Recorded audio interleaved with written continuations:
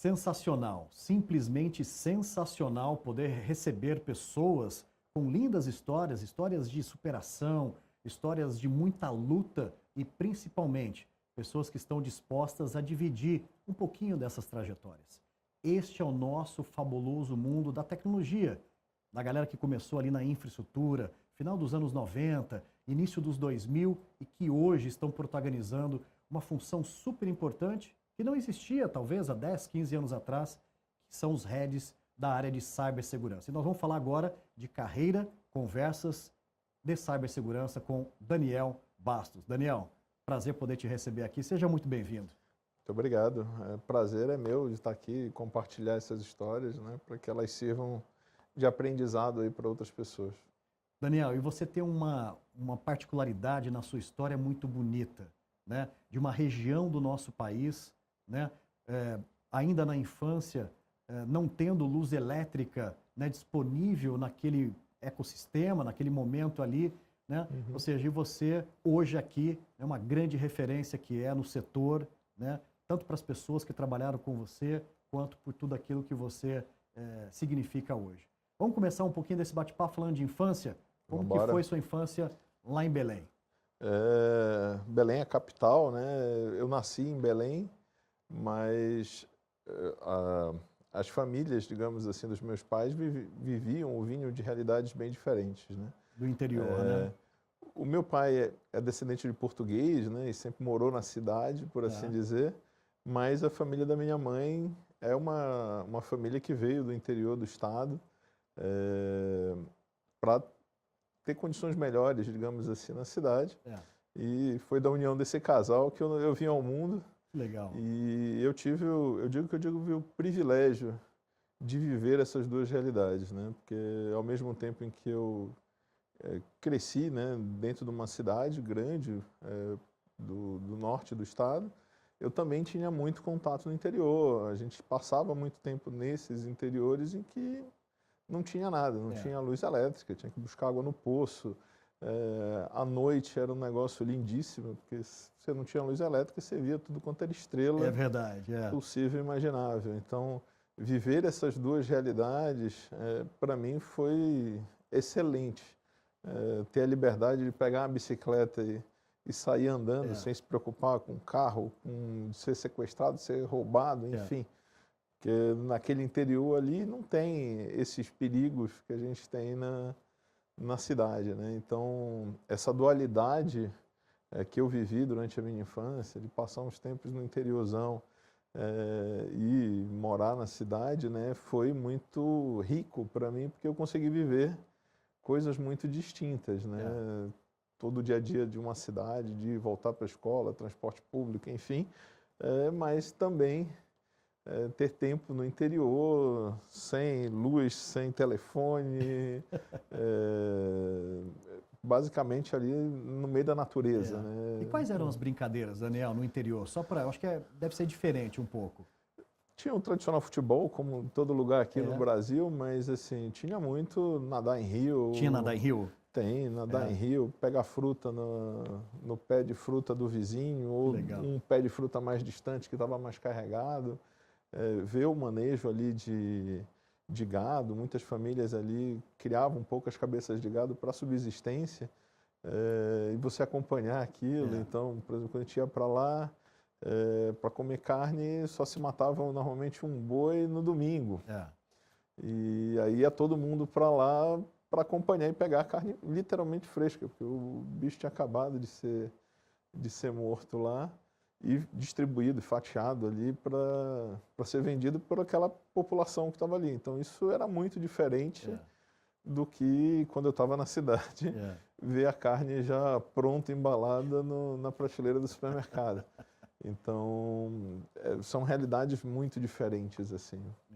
E que isso traz muito e diz muito, né, Daniel, um pouco daquilo que acreditamos, que damos valor e que queremos passar aos nossos filhos um pouco da importância da simplicidade, né? Porque eu tento imaginar um interior, né, o quanto que é importante que trabalha, né, a simplicidade, não é a hora que você quer leite, você tem que esperar a vaca, né, você tem que tirar o leite da vaca, tem toda uma coisa ali de valores, né? Valor muito intrínseco, né, Daniel? Tem o ditado que o pessoal diz, né?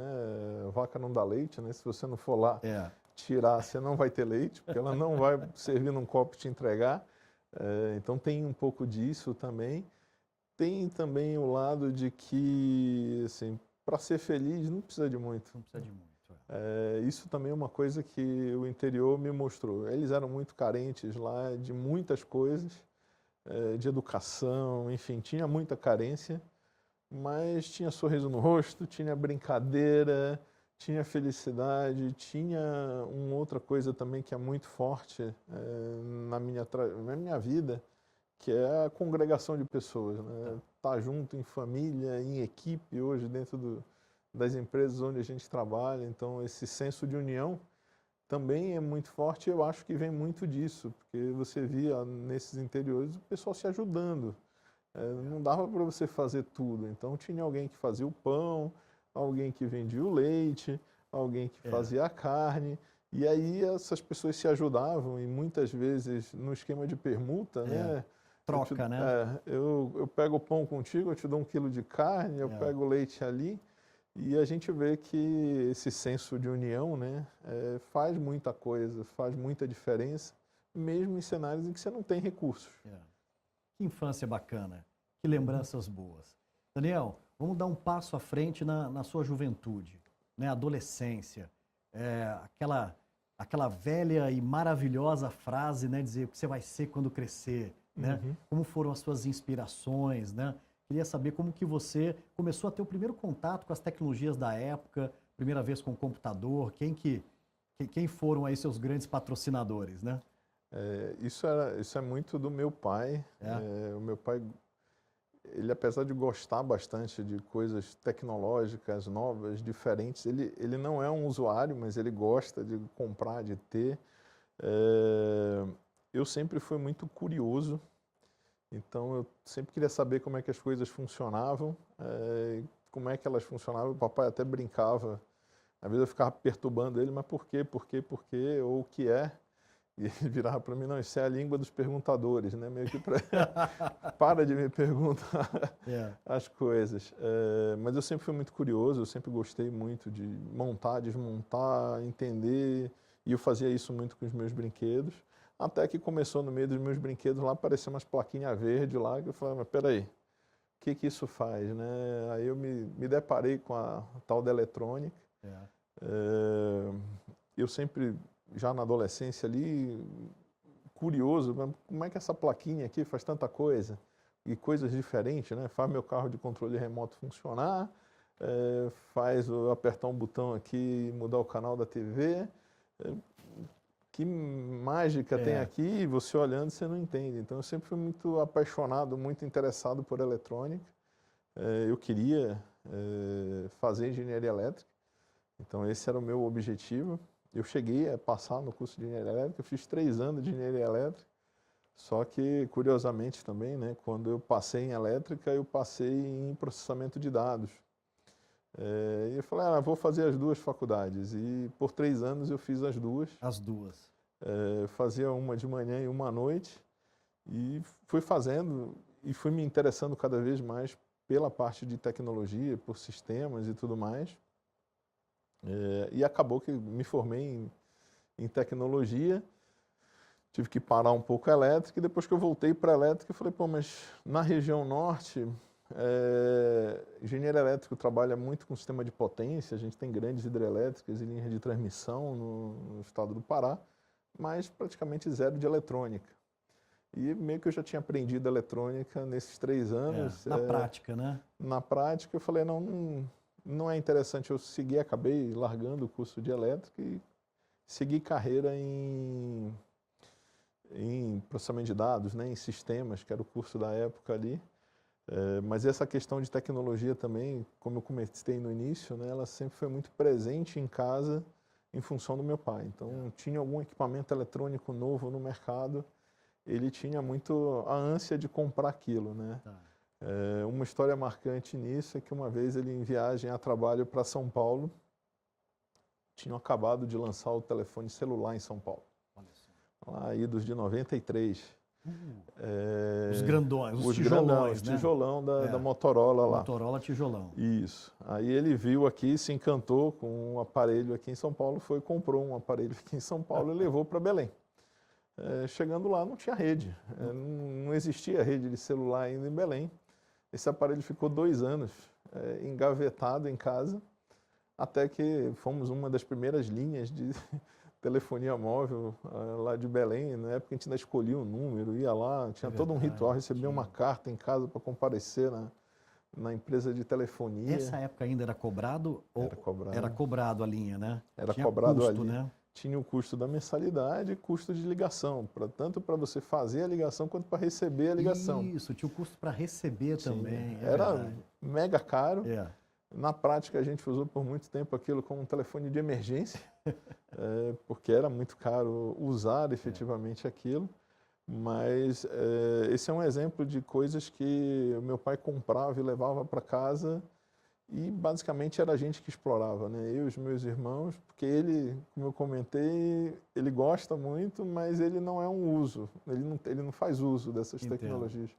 Até mesmo depois, né, quando aí comprou computador para casa, quem levou o primeiro computador foi ele também, mais ou menos na mesma circunstância.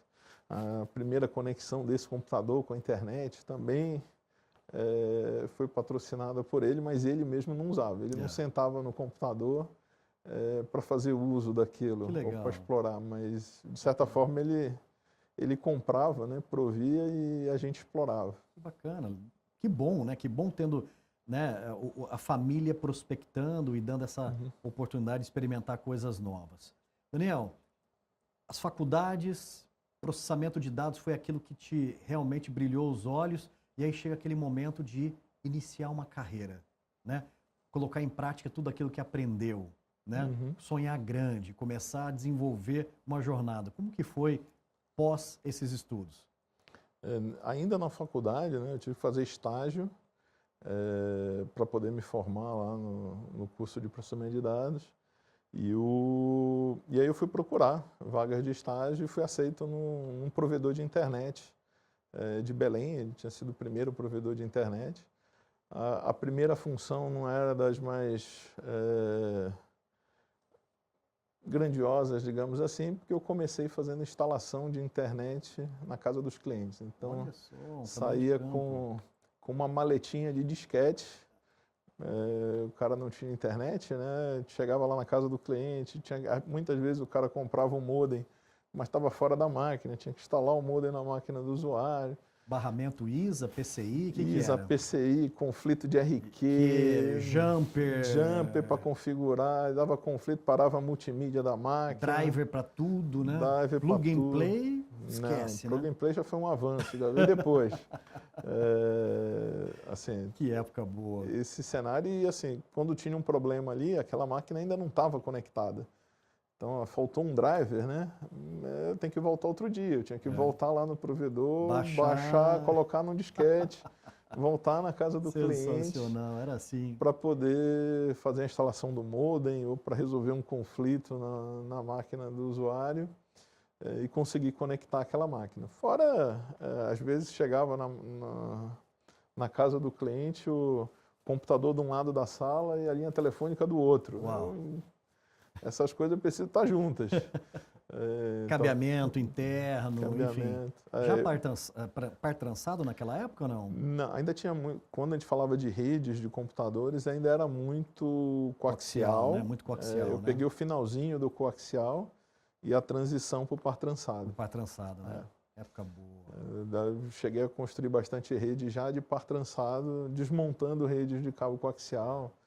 Na época ainda tinha o forte ali, era ambientes Novell. Isso, o Network, né? O Network Novell, em cima de cabo coaxial. Aí dava um problema no conector, parava a rede inteira, vai descobrir qual é o conector que está com problema. Que vida, então, vida difícil nessa época, né, Daniel? Era mais trabalhoso. Era mais trabalhoso. Era mais suado.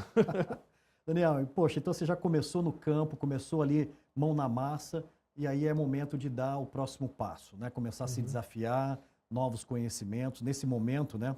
As coisas borbulhando, né? Internet chegando, bug do milênio, downsizing, né? cliente-servidor, ou seja, tudo aquilo que a gente conhece hoje era o berço desse momento que você está falando. Como que foi o próximo passo, o próximo desafio?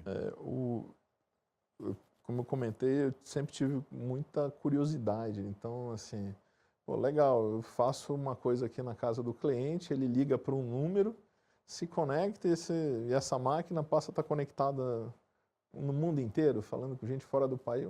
Como é que isso funciona, né? O que acontece do outro lado lá para essa máquina se conectar com uma máquina em outro país, em outro continente? Como é que essas coisas funcionam? Então, essa curiosidade foi me movendo e me move até hoje.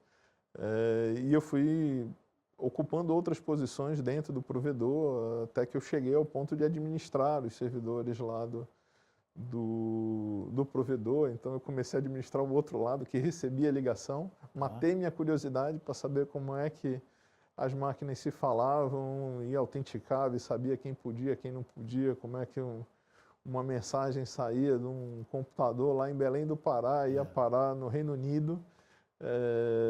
Então, essas curiosidades foram me movendo e eu fui buscando conhecimento para poder entender. E com base nesse conhecimento, eu também fui conseguindo resolver problemas mais difíceis, conseguindo fazer atividades mais complexas.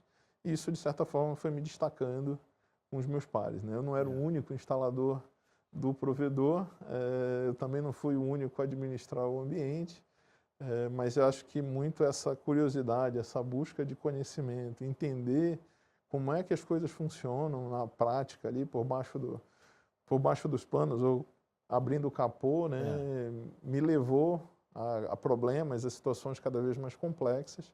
Isso me permitiu ir crescendo ao longo da carreira. Poxa, que bacana. Que jornada bonita sendo feita com passo a passo, como a gente sempre traz uma reflexão nos tempos de hoje, né, Daniel? A importância de nós falarmos sobre isso, mas a importância de construir uma carreira fundamentada em conhecimento, né, legitimado, depois você se desafiando, né, para ajudar pessoas e passo a passo, né, para que você crie uma base muito sólida. Daniel, quando é o momento que você sai de Belém e se desafia em outros mercados, em outras culturas?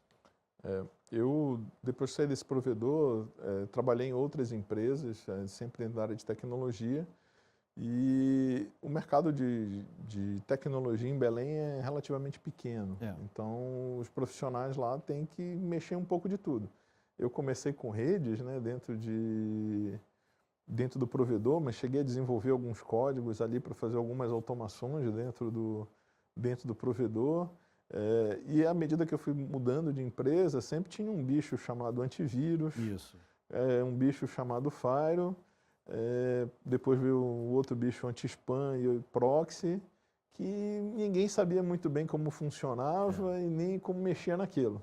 E aí eu, como curioso que sou, falei, cara, eu tenho que entender isso aqui, que isso não deve ser nada de outro mundo, como de fato não era.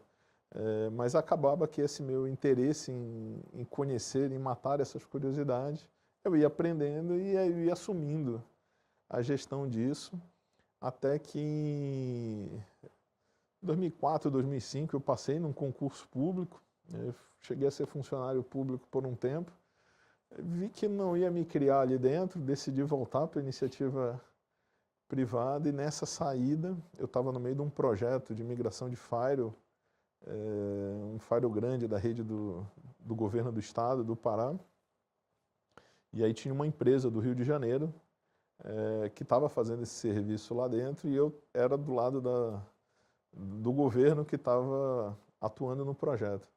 E aí quando eu decidi que eu ia sair da iniciativa pública e ia voltar para a privada, eu comuniquei, falei, estou saindo do projeto, agora quem vai tocar é um amigo meu que estava lá, passei os contatos, me despedi de todo mundo. Quando foi à noite, o dono da empresa lá no Rio me ligou e falou, cara, para onde você vai? Eu falei, não, eu vou para tal lugar, eu já tinha combinado com outra empresa para onde eu iria. E ele falou, não, você vem trabalhar comigo para atender os clientes da gente na região norte. E aí foi a partir daí, isso foi lá em 2005, que eu entrei na área de segurança totalmente, digamos assim. Eu deixei de cuidar de servidor, de infraestrutura, de rede, de banco de dados e comecei a minha carreira me especializando em segurança. Foi uma baita escola, porque assim, eu conhecia muito a realidade das empresas de Belém, mas apesar de eu ter sido contratado para atender as empresas do Norte e Nordeste, na prática eu atendia empresas de varejo em Porto Alegre. Então, eu passei um tempo nessa empresa e foi ela que me trouxe para São Paulo, mas conheci empresas de diversos segmentos, de diversos tamanhos, com diversos problemas, usando tecnologias diferentes. Então, foi um período assim de crescimento profissional absurdo, porque eu comecei a ter contato com empresas, sei lá, 10, 20 vezes maiores do que a maior empresa que existia em Belém na época, e comecei a ter ideia do tamanho que essa coisa de segurança da informação ia ter para o futuro e o espaço que tinha para crescer ali. Então, esse foi a minha entrada na área de segurança. Que bacana, que história bonita, história feita de momentos de decisão, momentos que você tem que largar, muitas vezes, né, um conforto de uma região, de um lar, de uma família, se arriscar numa cidade grande, onde nós somos, né, igual a todos, né, ali, muito bonita essa coragem, né?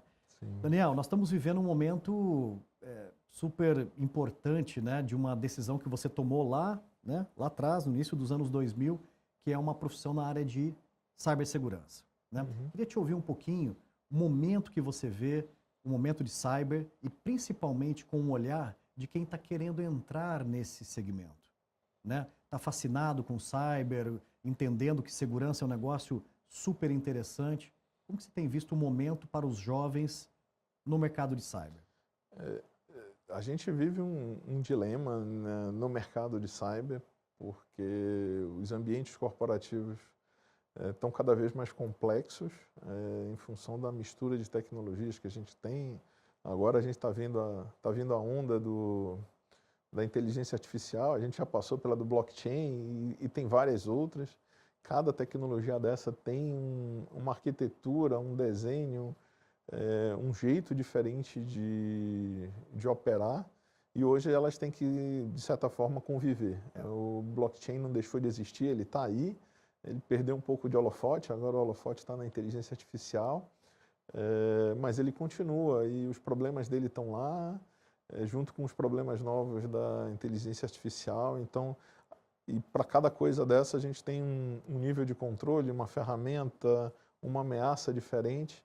E a gente, do ponto de vista de defesa, né, que a gente está defendendo as empresas, tem que cobrir esse universo todo e complexo. E aí, falando especificamente de mercado de trabalho, qual é o desafio? Sempre faltou gente em segurança, porque, de certa forma, lá no início, né, e até hoje a gente ainda faz isso, boa parte do trabalho do time de segurança é apontar erro no trabalho dos outros, infelizmente. Não que ele seja um erro proposital, mas a gente está mostrando fragilidades e problemas que alguma entrega de alguma pessoa que se esmerou para fazer tem. Então isso no início, de certa forma, afugentava muita gente, ninguém queria se meter em segurança porque era visto meio que como auditor, né? Hoje isso já mudou um pouquinho, porque as pessoas enxergam que precisam do time de segurança para evitar problemas, né? Então essa mentalidade está mudando. Só que para quem está entrando, qual é a dificuldade? A gente sempre precisou de gente, precisa de gente capacitada em diversos assuntos, porque a complexidade do ambiente aumentou. E aí quem está entrando, eu imagino que fica meio que perdido.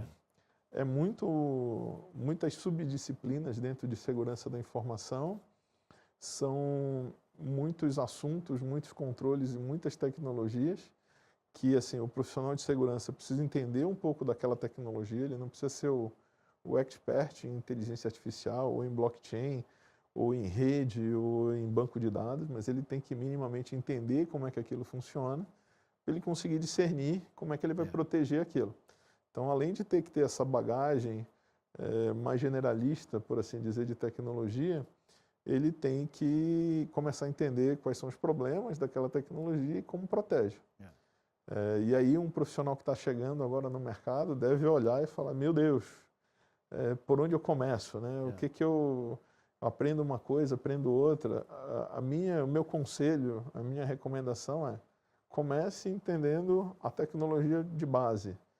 Estude, conheça elas minimamente, não precisa se especializar nisso, em cada uma delas, mas tenha um conceito geral e a partir dela entenda o que lhe agrada. Me agrada mais, sei lá, explorar e mostrar que uma vulnerabilidade é possível. Então, provavelmente você vai caminhar para algo mais ofensivo, e aí você vai ter que se especializar ali em linguagem de desenvolvimento, arquitetura de software, para você entender como é que o software funciona e como é que você explora ele. Perfeito. O que eu gosto é investigar tráfego de rede. Então, assim, entender rede, entender de protocolos, entender como é que essas coisas funcionam. A minha sugestão é experimenta um pouquinho de cada coisa e vê aquilo que brilha os olhos, porque eu entendo que tudo que a gente faz tem o seu peso. E quando a gente escolhe fazer algo que nos satisfaz pessoalmente, esse peso fica mais leve. Ele não fica tão pesado e a gente começa a fazer e aprender, estudar e adquirir conhecimento por prazer. Então, aquilo vira um prazer e aí você vai levando o aperfeiçoamento, o conhecimento de uma forma mais fluida, mais tranquila. Quando você vê, você já está em outro patamar, já está dentro do mercado, você já passou de analista júnior, pleno, sênior, especialista, e você às vezes nem se percebeu. Esse é digamos assim, o meu conselho, é um pouco do que eu vivi. Muitas das coisas que eu fui fazendo ao longo da minha carreira foi muito isso. Como é que isso funciona? Não achei legal que isso funciona desse jeito. Mas por que será que isso aconteceu? Por que deu esse problema? Por que não funciona? Ou como é que eu resolvo o problema de negócio? Porque aí também quando a gente vai ficando mais sênior, né, a gente tem que começar a pensar que a gente não faz tecnologia por tecnologia. Tem um negócio, tem uma necessidade da empresa que você está trabalhando que você precisa atender. Então, você tem que começar a entender como é que o que você faz reflete nisso. Que bacana, muito legal. Uma coisa importante que eu queria conversar com você é que numa roda de conselheiros, um dia eu fui questionado, né? O que você faz, garoto? Olha, eu sou um profissional na área de tecnologia, empreendedor, né, e cibersegurança, e ali naquela roda de conselho, eles olharam e falaram assim, então vocês são os profissionais que a gente entende muito pouco o que vocês fazem, o que vocês falam e o que vocês pedem? E aí eu olhei para eles e falei assim, é verdade, e vocês são aqueles, né, que muitas vezes não estão tão dispostos a aprender o que a tecnologia pode trazer, né, a nível de segurança, de continuidade, de visibilidade, de proteção de marca. Estou pegando um pouco essa passagem comigo para elaborar com você um raciocínio que é a importância de nós conscientizarmos, né, traduzirmos o que é risco, né, o que é vulnerabilidade que gera um risco e esse risco muito bem alinhado com aquilo que é a prioridade do negócio. Como que você tem trabalhado na sua jornada, Daniel, esses diálogos, tanto com o board, com o C-Level e muitas vezes com o usuário leigo que te pede uma informação ou inicia um diálogo? Eu tento adaptar a minha linguagem à linguagem do meu interlocutor. Então, se é um usuário leigo, eu tenho que traduzir numa linguagem leiga o risco. Nem que para isso eu tenha que fazer analogias com coisas do cotidiano daquela pessoa, para que ela tangibilize do que a gente está falando. Perfeito. Porque muitas vezes esse tipo de situação você não tem tempo de dar uma aula de cyber para trazer o teu interlocutor para o teu linguajar ou para os teus termos, né? Para o teu conjunto ali de conhecimento. Então, você tem que traduzir no conhecimento que ele já tem. Isso se aplica para os vários níveis. Na minha carreira, eu tive um momento que me marcou muito, que foi quando eu fui contratado numa empresa do segmento financeiro. Quando eu fui contratado, eu respondia por uma estrutura dentro da TI, e num determinado momento houve uma reestruturação e foi definido que o time de segurança não responderia mais para o diretor de TI, né? Não estaria mais no diretor de TI, ele estaria no diretor de riscos. Então eu fui abduzido de dentro da TI, me jogaram lá por um cara que cuidava de lavagem de dinheiro, que cuidava de prevenção a fraudes e zero de tecnologia. Ali, para mim, acho que foi o divisor de águas nisso, porque na época eu era um especialista já dentro da área de segurança, então eu tinha conhecimento técnico pra caramba, mas quando eu comecei a falar, o cara me olhava e falava, mas do que você está falando? Traduz aí, né? Traduz aí. Aí eu falei, não, peraí, como é que eu vou explicar isso de outras palavras, né? Com outras palavras? E acho que foi dali que eu comecei a usar analogias. Então, fazer analogia com carro, fazer analogia com compras ou com atividades do corriqueiro que demonstram risco, ou que demonstram situações análogas ao que eu estava falando do ponto de vista de tecnologia. Então, para esse gestor, eu tive que usar muita analogia com fraude, com estelionato, porque era um mundo que ele já vivia. Porque ele combatia a lavagem de dinheiro, combatia uma série de fraudes, isso ele conhecia. E aí eu tive que traduzir segurança da informação nesses termos para ele, para eu começar a ter um diálogo, porque sem isso eu não ia entender o que ele queria dizer e tampouco ele ia entender o que eu estava tentando falar. Então eu vivi ali alguns meses que eu falei, cara, eu vou ser demitido, porque tudo que eu falo ele não me entende, o que ele fala não faz sentido para mim. Eu falei, ferrou, eu não vou durar muito tempo aqui. Mas não, a gente conseguiu, ele também do lado dele, né, teve que exercitar um pouquinho dessa adequação de linguagem, por assim dizer, e a gente conseguiu se entender. Ainda fiquei acho que mais um ano ainda trabalhando com ele, antes de eu sair de lá. Ele não queria que eu saísse, mas eu acabei recebendo uma oferta do mercado e deixei a empresa. Mas isso, para mim, me marcou muito nesse quesito, né? Eu tenho que falar o que eu quero, mas sem usar tecniquez, sem falar de protocolos, de técnicas de invasão e tudo mais. Isso é problema hoje meu e do meu time. Essa é a linguagem que eu uso para falar com o meu time. Porque aí a gente tem um protocolo de comunicação técnica que a gente se entende. Mas quando eu vou falar com um conselho, com um vice-presidente, com o presidente, enfim, com gestores que cuidam de negócios, eu tenho que traduzir isso para negócio. Se me permitir, tem uma outra passagem também que me marcou muito na minha carreira, já quando eu estava no varejo. O diretor de logística desse varejo queria trocar o sistema de gerenciamento de frota de caminhão. E aí ele estava extremamente empolgado com uma solução de fora do Brasil, que fazia a gestão de frotas enormes e tudo mais, e isso estava brilhando os olhos dele. E quando o projeto chegou para o meu time avaliar, eles falaram, olha, não tem MFA. E como a gente vai gerenciar toda a frota de caminhão aqui, e eram milhares de caminhões, precisa de MFA. Eu falei, beleza, põe isso como pré-requisito. Só que isso inviabilizava o projeto, porque a solução nativa não tinha MFA naquela época. Eu teria que comprar uma ferramenta de MFA para colocar na frente da ferramenta de logística. E isso estourava o orçamento do projeto. E aí, um belo dia, nessa empresa eu não respondia para a TI, eu respondia também para um diretor de riscos.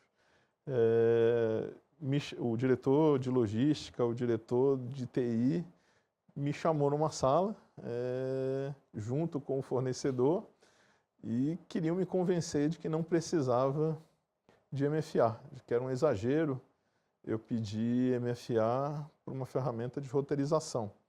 de roteirização, de gerenciamento de frota, né? E aí o fornecedor, que era de fora do país, falou, não, ninguém nunca me pediu isso, eu atuo em tantos países, tantos mil caminhões, isso é um exagero, ninguém nunca pediu MFA para essa aplicação. E aí, na linha de traduzir, eu falei, não adianta eu falar aqui de furto de credencial, de phishing, de N coisas. Eu virei para o diretor da logística e falei, o seu acesso nessa ferramenta vai saber onde está cada caminhão e o que tem dentro de cada caminhão, correto? Aí ele, não, correto. Quanto é que você acha que as quadrilhas de roubo de carga no Brasil vão pagar para alguém dar um usuário e senha dessa aplicação? Sabendo quais são os caminhões que têm mais equipamentos valiosos. Aí ele, não, mas isso não é possível. Eu falei, essa solução é em nuvem. Qualquer pessoa, em qualquer lugar com acesso à internet, consegue acessar. Então, sem MFA, a chance de um funcionário seu ser corrompido para vender a credencial dele, para você ter o ladrão saber onde estão os caminhões e o que tem dentro, total, é enorme. Aí o fabricante falou, não, mas ninguém nunca pediu isso. Eu falei, não, tá bom, então me lista os países onde você tem clientes, me traz o percentual ou o índice de roubo de carga nesses países, para a gente comparar com o nosso. Perfeito. Aí o cara de logística parou, ele falou, não, faz total sentido. Agora quem quer o MFA sou eu. Olha só. Então, assim, não adiantava eu falar do tecniquez, dos métodos de roubo de senha, de acesso indevido, ou métodos de autenticação. Isso, para aquele público que eu estava, talvez para o diretor de TI não fosse, mas para os outros não significava nada. Quando eu falei de roubo de carga, que é uma dor do cara de logística, ele deve perder caminhão, eventualmente ali, para não dizer todo mês, ele entendeu que o que eu estava fazendo, o que eu estava pedindo era para proteger ele. Ele mesmo. Então, ele virou o meu aliado nessa história. Eu não precisei mais pedir. Ele começou a defender isso como um pré-requisito do projeto dele. Então, acho que muito do nosso papel nessa linha de traduzir mostrar como aquela tecnologia de segurança, que era o MFA nesse caso, está ajudando o negócio. O MFA ia mitigar o roubo de carga que eventualmente aconteceria se a gente fosse para aquela solução sem MFA. Então, acho que essa é um pouco da nossa missão de traduzir isso para a dor do negócio. Muito legal. Belo exemplo que materializa muito, né? O que é a função, né, de querer o bem, de proteger, de orientar, né, de ter essa visão diferente de um único ângulo de quem está inserido naquela empolgação, muitas vezes não tem esses questionamentos certos. Daniel, momento super importante aqui da nossa conversa, porque a gente sabe que uma carreira como a sua, uma carreira como a minha, a gente não escreve ela sozinho. A gente faz isso através de pessoas generosas que enxergam na gente um potencial que muitas vezes nem nós enxergamos, né? Momento de relembrar e agradecer algumas pessoas que você guarda no seu coração, que você tem um apreço muito grande. É uma característica aqui do nosso projeto, né? Deixar registrado o muito obrigado. E para quem vai esse muito obrigado? Acho que, primeiro de tudo, aos meus pais, né? Que Sensacional. transmitiram os valores deles, né? As crenças deles para mim, e eu acredito nelas, e fez muita diferença, digamos assim, no meu caráter, na minha ética e na minha carreira, né? Perfeito. Então, isso começa por aí. Cara, falar de nomes específicos eu tenho medo de ser injusto. Porque, assim, eu aprendi com muita gente. Mas eu posso dizer que talvez eu tenha aprendido mais quando eu levei bronca, porque eu também erro. Todos nós erramos, né? Então, eu já pisei em lugares que não deveria ter pisado, já disse coisas que eu não deveria ter dito. E tomei broncas muito diretas e assertivas do tipo, cara, não faça isso. Bonito isso. Ou você fez isso, não foi legal por causa disso. E assim, acho que todas as passagens que eu tive em vários lugares, um ou outro chacoalhão eu tive. Eu teria que listar aqui todos os meus ex-chefes, então eu não vou correr o risco de esquecer algum, mas de forma geral, assim, os gestores que de certa forma lapidaram a minha carreira ao longo desse tempo, dos mais rigorosos até os mais tranquilos de lidar, mesmo esse, né, o rigoroso me ensina que a gente precisa ter disciplina, que a gente precisa pensar no que a gente faz e nas consequências do que a gente faz. Correto. Mas aquele que é mais sossegado, mais boa, também me ensinou a levar, digamos assim, a vida, as situações de uma forma mais tranquila, que isso não deve nos abalar emocionalmente, tentar minimamente separar as coisas, né? Isso aqui é problema do trabalho, não deve afetar a vida pessoal, assim como na medida do possível a gente também tem que tentar que a vida pessoal não afete o trabalho.